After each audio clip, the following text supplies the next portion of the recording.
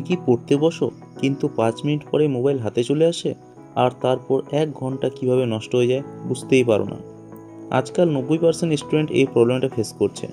বই খোলা থাকে কিন্তু মাথায় করে রিলস, গেমস আর সোশ্যাল মিডিয়া। কিন্তু গুড নিউজ হলো এই প্রবলেম সলভ করা পসিবল। আজ আমি তোমাকে 5টা স্টাডি টিপস বলবো, যেগুলো ফলো করলে তোমার ফোকাস লেভেল দ্বিগুণ হয়ে যাবে। প্রথম টিপস, পোমোডোরো টেকনিক। 25 মিনিট পুরো ফোকাস দিয়ে পড়ো, তারপর 5 মিনিট ব্রেক। এভাবে পড়লে তোমার ব্রেন টায়ার্ড হবে না আর ফোকাস অটোমেটিক্যালি বাড়বে। অবশ্য এই 25 মিনিট কোনোভাবেই মোবাইল টাচ করবে না। দ্বিতীয় টিপস, পারলে মোবাইল দূরে রাখো। মোবাইল কাছে থাকলে তোমার ব্রেন অটোমেটিক্যালি ডিস্ট্রাকশন খুঁজবে। চাও তো ফ্লাইট মোড বা অ্যাপ ব্লকার ইউজ করতে পারো।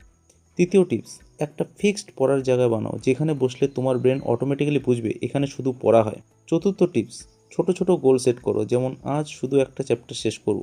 ছোট গোল কমপ্লিট করলে মোটিভেশন বাড়ে। পঞ্চম টিপস, নিজেকে রিওয়ার্ড দাও। পড়া শেষ হলে একটু রেস্ট, গান বা ফেভারিট কিছু করো। মনে রাখো, ফোকাস একদিনে আসে না, এটা হ্যাবিট, আর হ্যাবিট তৈরি হয় কনসিস্টেন্সি দিয়ে। আজকে তুমি যতটুকু এফোর্ট দিচ্ছ সেটাই তোমার ফিউচার তৈরি করছে।